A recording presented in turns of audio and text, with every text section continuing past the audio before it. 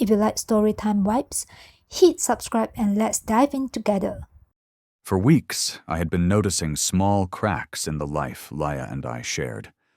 Cracks I chose to plaster over with excuses. She came home later and later, claiming endless work meetings.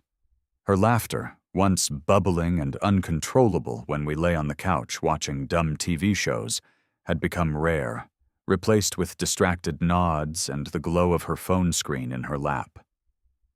She guarded that phone like it was a vault, sleeping with it face down, carrying it even to the bathroom. When I teased her about being married to the device, she laughed too quickly, too loud, and changed the subject. I knew something was wrong, but love makes fools of us. I convinced myself it was stress, that I had been distant, that marriage ebbed and flowed. I kept hoping that if I worked harder, if I brought her flowers again, if I surprised her with her favorite takeout, we would find our rhythm. But every gesture bounced off her like rain on glass. Then came that morning. She stood in the kitchen, stirring her tea, eyes fixed anywhere but on me. I asked if she wanted me to pick her up after work. Without looking, she said flatly, "My day would be better without you." Just like that. 7 years of marriage slashed open in one sentence. I walked out, swallowing the pain, the slam of the door my only reply. I told myself I wouldn't cry in the car, but I did. 15 minutes later, my phone lit up. Her name pulsed on the screen. Against my better judgment, I answered. "Evan, where are you?" Her voice shook. Not angry, but high-pitched, panicked. "You said you didn't want me around. I left like you asked." "No, I didn't mean it that way. I need you to come home. Please." Something twisted in my gut. Laya didn't beg. Ever. And so, like a man walking willingly into a storm, I turned back. When I opened the apartment door, the air was thick with lavender from the candle burning in the living room. The cushions on the couch were too neatly arranged, the coasters perfectly aligned.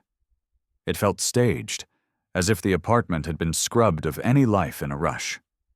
"Laya," I called. "In here," she answered, her voice soft, almost fragile. I walked down the hall, past the framed photos. Us at the beach, at Christmas with our families, our wedding day frozen in sunlight. Every image mocked me. The bedroom door was ajar. I pushed it open, and there it was. The sock. Black, ribbed, half hidden under the bed, like it was waiting for me. "Whose sock is this?" I asked, holding it up. Her head jerked up, eyes wide. "It's nothing. Probably laundry from the neighbors. Got mixed in." I laughed, sharp and bitter. "Do you think I'm stupid? In our bedroom?" Her mask cracked then. Tears spilled. "It was a mistake. Just once. I was lonely, Evan. You've been distant."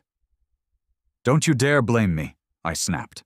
I stepped closer, sock dangling from my fingers like a noose. "Who?"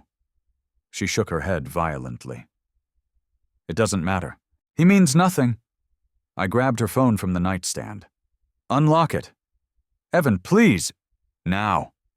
Her trembling fingers entered the code. I snatched the phone back. The messages were waiting. "Mark, can't wait to see you."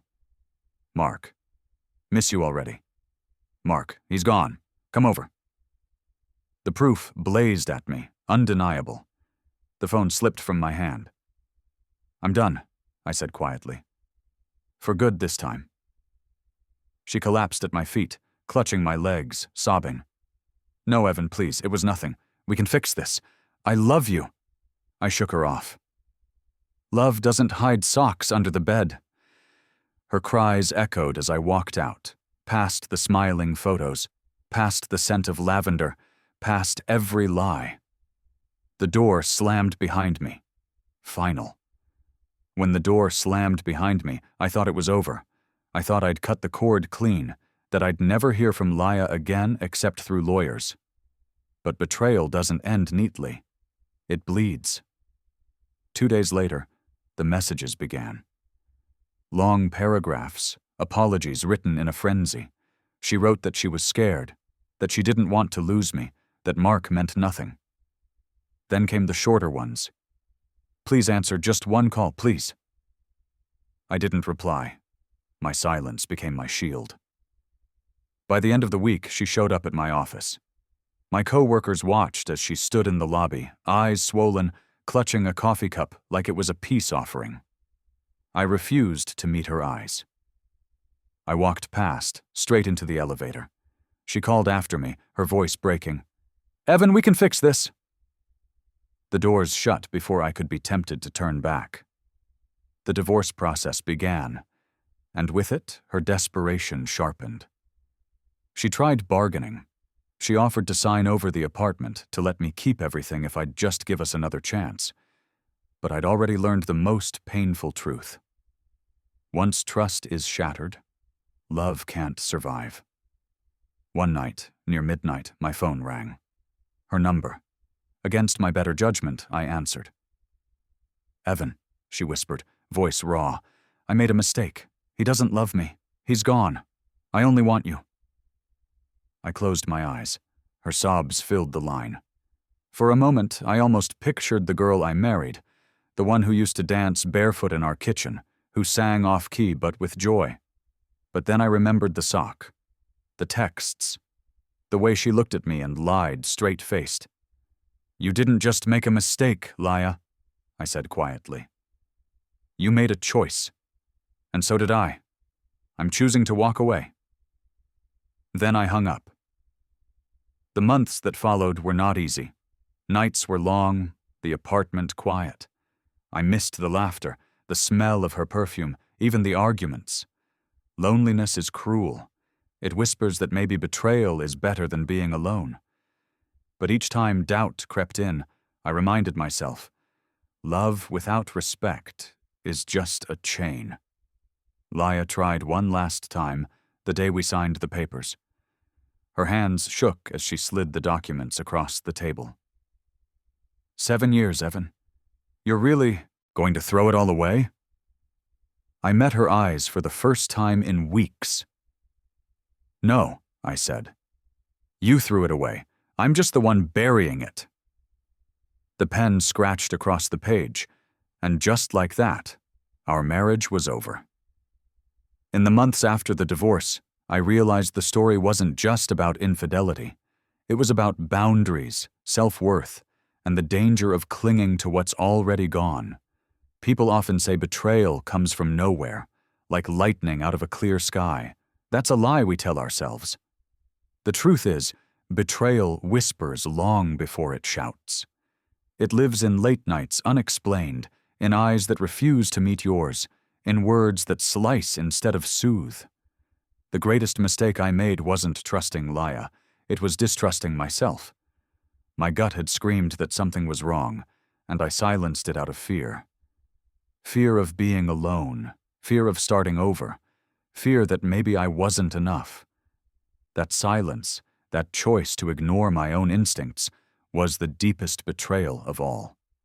What I learned is this: marriage, love, relationships, none of it can survive without respect. Respect is the soil. Love is just the flower. You can water a flower all you want, but if the soil is poisoned, it will wither anyway. Laya poisoned our soil with lies, but I kept pouring water, hoping something beautiful might still grow. It's better to walk away with scars than to stay and rot slowly from within. Pain fades, dignity doesn't. And when you walk away, you don't just leave betrayal behind. You make space for peace, for growth, for the possibility of someone who will actually cherish you instead of break you. So here's my lesson, the one I wish I'd learned sooner. Don't betray yourself trying to hold on to someone who has already let go. The love you give yourself, the courage to walk away, is the love that will save you in the end.